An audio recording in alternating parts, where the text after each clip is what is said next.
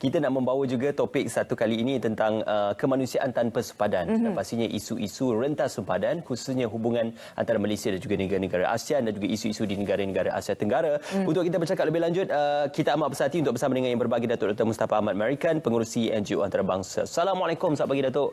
Apa khabar? Welcome back to the show, Datuk. Terima kasih. Okey. Selamat Hari Raya juga, Datuk. Selamat Hari Raya. Maaf saya batin, belum terlambat lagi. Belum terlambat lagi. Datuk, bila kita bercakap mengenai kemanusiaan, mungkin saya rasa perlu kita tafsirkan terlebih dahulu. Apa yang dimaksudkan dengan kemanusiaan dan daripada sudut sekarang ini, zaman sekarang, konteks kemanusiaan itu daripada sudut mana, Datuk? Ya, kemanusiaan tanpa sempadan, tajuk yang amat menarik. So saya melihat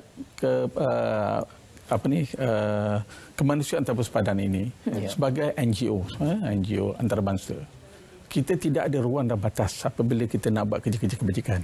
Begitu juga dalam negara kita, antara daerah, antara negeri, kita tidak boleh ada border-border tertentu apabila kita nak kerja ini. Itu sebab saya bermaksudkan kemanusiaan tanpa sempadan ini apabila kita melihat sesuatu bencana ataupun berlakunya suatu perkara-perkara yang di luar kedugaan, kita terpanggil untuk membantu.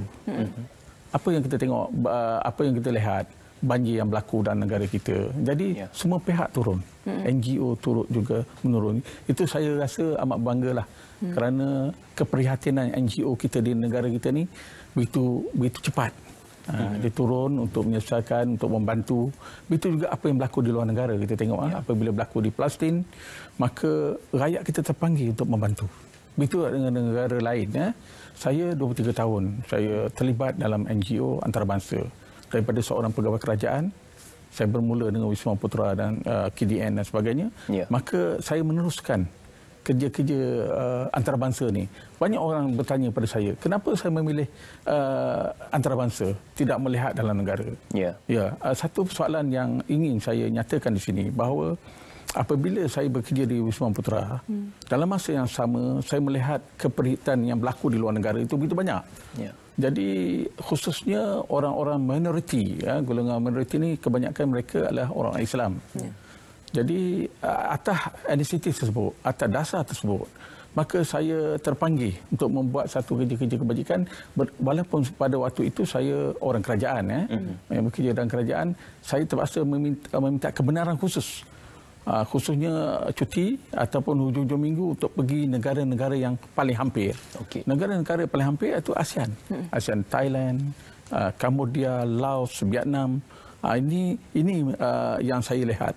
Pada peringkat awalnya saya melihat kesusahan yang dirasai orang Islam itu bukan saja dari segi sumber alam, air minum, tetapi sumber Al-Quran itu sendiri. Apabila saya pergi pada satu ketika tahun 1999, saya pergi ke Cambodia, sebuah negara, saya pergi negara tersebut, Quran itu putus start. So bagaimana kita melihat pada waktu itu sejadah tak ada, Quran putus start, surau dan masjid dalam keadaan yang daif, dan air, sumber air untuk ambil air solat pun tidak ada. Terpaksa kena tak ada air sungai, air. Jadi saya terpanggil untuk buat kerja-kerja kebajikan yang bermula dengan telaga. Yang berbagi Datuk, difahamkan baru saja pulang dari sebuah negara ASEAN, iaitu di Kemboja. Bagaimana perihal pengalaman itu dan apa yang dikerjakan ataupun diusahakan di Kemboja tersebut? Saya mengasaskan NGO antarabangsa bermula dari Wisma Putra di Cambodia. Mana NGO antarabangsa ini bermula dengan Kemboja. Bagaimana saya bersama dengan United Nations untuk kerja-kerja memberi makanan kepada rakyat di sana. Bukan saja orang Islam, orang bukan Islam juga.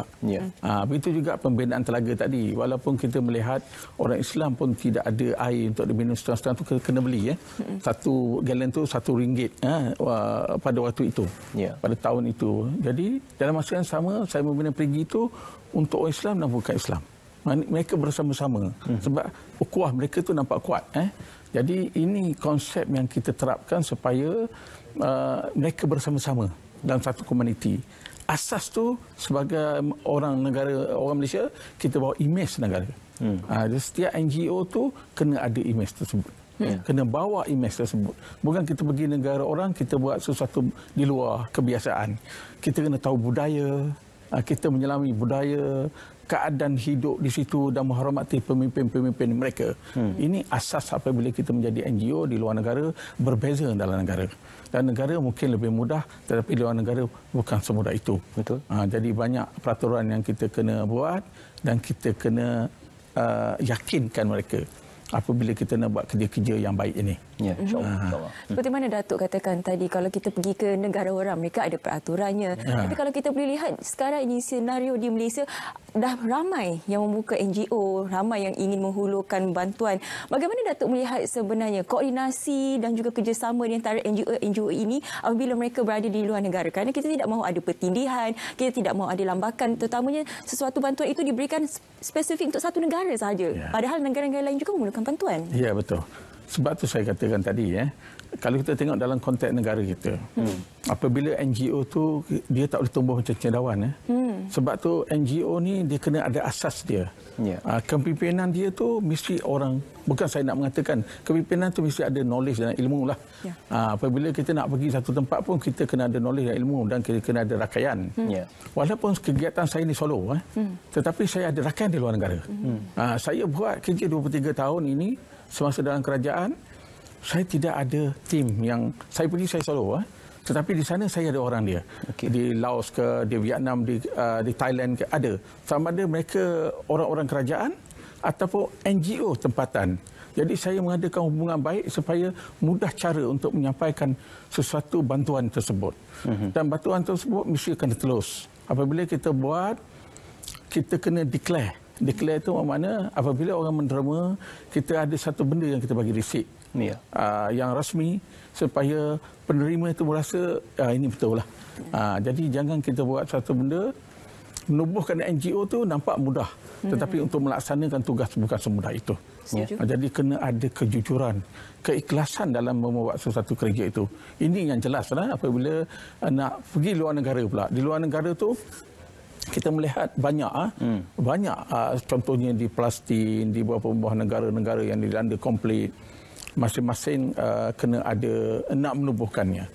Tetapi boleh tubuh, tapi kena ada satu orang monitor lah benda ni. Sama ada benda ni terus sampai ke tidak sampai ke tahap bantuan tersebut. Kena ada sama ada melalui saluran diplomatik, kita ada Wisma Putra. Dan Wisma Putra ada kedutaan. Jadi apabila tak menyampaikan itu, mesti kita memaklumkan kepada kerajaan bahawa misi kita ni untuk menyampaikan bantuan itu supaya tidak ada pertindihan. Ini penting. Okey. Yang berbeza Datuk, Malaysia dikenali sebagai negara yang amat berdiplomasi dalam mana-mana negara dan juga tidak mengambil apa-apa pendirian yang bersifat berat sebelah kepada mana-mana negara. Jadi kita sedia maklum ada negara dan ada di beberapa bahagian di benua dunia menghadapi krisis kemanusiaan dan juga krisis peperangan. Jadi mewakili Malaysia sebagai NGO Malaysia dan juga NGO antarabangsa, bagaimana kita juga sebagai antara duta kecil Malaysia untuk melihat hubungan diplomasi ini tetap perlu dipelihara di samping kita memberikan bantuan, Datuk. Ini beginilah sebab saya nyatakan tadi, apabila kita menjadi NGO antarabangsa, kita duta kecil. Duta kecil di luar negara. Jadi dalam menyampaikan kita punya bantuan tadi, kita kena ada hubungan baik secara langsung. Macam saya secara langsung terus dengan menteri-menteri dia, dengan kerajaan dia secara langsung. Sebab saya daripada Wisma Putra, jadi asas tu senang. Jadi saya juga minta bantuan daripada diplomat kita di luar negara supaya mudah cara. Apabila saya nak pergi tempat ni, saya memaklumkan bahawa saya akan menghantar bantuan di tempat-tempat sekian. Kemudian saya binakan rakaian tersebut. Bina rakaian tersebut dengan cara kita ada hubungan baik dengan Gubernur, dengan menteri, dengan ketua-ketua kampung. Ketua-ketua kampung saya ada power. Dia ketua kampung ni macam wakil rakyat. Dia menjaga keseluruhan. Jadi hubungan tadi apabila kita ada, mereka mengenali kita, mudah cara. Mudah cara. Jadi banyak krisis, banyak kes di luar negara. Ada contoh dulu dah berlaku tahun 2019, juga berlaku di mana rakyat kita terkandas kerana skamer dan sebagainya. Maka penyelesaian saya pada waktu itu dengan kerajaannya begitu mudah. Datuk membantu juga? Ya, saya salah seorang perunding yang terbabit dalam kes 47 orang rakyat Malaysia yang ditahan pada 2019 di Cambodia, di mana mereka dah duduk dalam penjara. Jadi pada waktu itu timbul negotiation saya dengan menteri di sana Dan pada waktu yang sama, kita kedutaan pada waktu itu duta tak ada, duta dah balik ke Malaysia. Saya terpanggil untuk membantu rakyat kita yang terkadah 47 orang dalam penjara di Kemboja, 40 daripadanya rakyat Sarawak, 3 daripadanya rakyat Sabah, 3 daripadanya rakyat Selangor dan 1 daripadanya orang wilayah Persekutuan. Jadi 47 orang ya. Daripada 47 itu 10 saja orang Islam. Selebihnya orang Kadazan, orang Chinese, Buddhis lah, Buddhis, Kristian. Jadi orang Kadazan, Iban dan sebagainya kan. Jadi ini yang bukan kerana perkauman, tapi kerana rakyat. Kita bantu ni rakyat negara kita. Imej negara itu kita bawa. Tapi kerana kita pergi buat perundingan tersebut, maka dia melihat kita ni orang Malaysia. Imej kita dah ada. Mudah cara. Alhamdulillah. Mudah cara untuk menyelesaikan kes dalam masa 7 hari. Maka memang proses tu agak mencabar. Kerana ada ugutan, ada macam-macam ancaman pada diri saya sendiri. Apa-apa pun tahniah pada Datuk. Alhamdulillah. Alhamdulillah. Saya selamat kembali. Baik, Datuk-Datuk, kita bercakap mengenai bila memberi bantuan ni, orang kata nak bagi bantuan ni berpada-pada, buat jahat, jangan sekali lah. Betul. Tapi sejarah mengajar kita apabila kadang-kadang kita memberi bantuan itu, kita akan terkena balik. Ada backfire-nya. Itulah ada sejarahnya. Jadi pendirian Malaysia sendiri, apabila kita bercakap tanpa sepadan, jadi bila kita cakap tanpa sepadan ni sepatutnya tidak mengira siapa sekalipun. Siapa pun. Ya. Tetapi kalau kita melihat kembali, ada beberapa sentimen perlu difikir, sejarah yang perlu difikir. Malaysia sendiri pendiriannya bagaimana? Beginilah, kita tengok semasa saya di Wisma Putra, hari ini pun saya tengok kerajaan kita berpendirian yang agak bagus. Sebab apa? Mana-mana konflik antarabangsa, kerajaan kita dengan senang hati menghulurkan bantuan. Bencana alam ke di Indonesia ke di mana-mana negara dunia, apabila berlaku krisis tu, kerajaan Malaysia antara yang ke depan menghulurkan bantuan. Ini kita jelas kita melihat banyak krisis yang berlaku, especially kita tak boleh lari daripada Palestin. Sampai hari ini kerajaan kita terus berjuang untuk rakyat Palestin. Okey. Ini kehebatannya. Perihal peribadi Datuk sendiri, selepas ini apa lagi yang akan diusahakan? Apa yang akan digerakkan lagi di pihak Datuk? Saya beginilah, saya melihat ada beberapa buah negara lagi saya melihat. Contohnya ialah selepas pandemik kita menghadapi pandemik COVID yang agak ketara 2 tahun ni berbagai-bagai dunia. Jadi pergerakan kita pun terbatas. Saya tak boleh pergi kecuali melalui online saja, sidang video dan sebagainya. Hari ini kita boleh bergerak. Tapi dalam keadaan yang berhati-hati dengan wabak penyakit yang baru ni yang berada, saya pun kena berhati-hati. Tapi misi saya seterusnya, saya ada 2-3 benda yang saya nak melihat. Semasa pandemik COVID itu, kerajaan Filipin ada panggil saya untuk melihat balik Islamic Center di Manila tu untuk dibuat. Pada zaman itu Presiden Duterte lah. So, sekarang ni saya tengok perubahan berlaku di Filipin bagaimana saya tengok kalau sekiranya ada perkembangan terbaru mungkin dia panggil saya, insyaAllah saya akan pergi. Dan juga di selatan Thailand yang kita tengok 3 wilayah border tu juga ada memanggil saya, tapi bahasa dia memanggil tu waktu pandemik, jadi saya tak berani nak pergilah. Kita kena ambil langkah-langkah berjaga untuk diri kita sendiri. Dalam masa yang sama, kita juga melihat perkembangan 3 wilayah tersebut, pergolakan yang berlaku itu supaya apa idea ataupun yang boleh kita kongsi di sana dan membantu untuk menyelesaikan krisis yang berlaku itu. Itu penting. Itu yang harapan saya untuk pergi ke sana lah. Dalam masa yang sama, saya juga ada niat untuk hari raya Korban ni akan pergi ke Kemboja balik kerana nak adakan ibadah Korban di sana. Alhamdulillah. Itu yang saya buat setiap tahun lah, selama 23 tahun. Saya tak pernah miss sebelum puasa, dalam bulan puasa tadi, dan juga seterusnya. Sebab saya balik pun hampir sebulan saya duduk di Kemboja untuk membantu orang Islam di banyak kampung sebab dia luas. Hampir 800 km saya berjalan dalam bulan Ramadan dengan panas yang terik. Membagi beras gula. Asas dia beras. Kurang-kurang 20 kilo satu orang. Dia tak boleh bagi. Hampir seluruh negara dijelajah. Hampir 1000 keluarga Islam lah yang saya pergi, hampir seluruh negara. Masya-Allah. Masya-Allah, memang baik Datuk, terbaik. Datuk, saya nak mengambil kembali apa yang Datuk katakan di awal perbincangan kita tadi, apabila kadang-kadang rakyat Malaysia mempertikaikan kenapa kita harus memberi bantuan kepada negara luar sedangkan di negara kita sendiri juga mempunyai mereka yang perlu kita bantu. Jadi di pihak Datuk sendiri bagaimana sebenarnya Datuk menghadapi mereka-mereka ini? Memang Datuk? Betul. Saya memang dapat juga kecaman. Macam saya katakan tadi. Asas saya penubuhan itu NGO antarabangsa di Wisma Putra dan saya melihat di luar negara. Di dalam negara ini banyak NGO sebenarnya. dan kita ada banyak pertubuhan. Berbeza dengan luar negara. Kalau kita tengok, contoh saya ambil di Kemboja. Dia tidak ada Jabatan Kebajikan Masyarakat. Rumah terbakar lah. Kita ni, rumah terbakar kerajaan bantu. Banjir kerajaan datang. Dia sana survivor tau. Hidup survivor ni bukan senang. Ada bantuan tetapi dalam jumlah yang agak kecil. Tidak berbaloi dengan apa yang saya lihat. Sepanjang perjalanan saya ni saya lihat jauh apabila saya pergi banyak negara, saya duduk di Sumatera. Akhirnya kita nak balik ke Malaysia jugalah. Bukan kerana sabar belacan. Tapi balik ke Malaysia ni kerana apa, kita rasa suasana kita berbeza dengan negara-negara yang saya pernah pergi lah. Banyak pergi tempat perang. Saya pergi semasa saya di Sumatera, saya dihantar pergi di Somalia, Kosovo, Bosnia.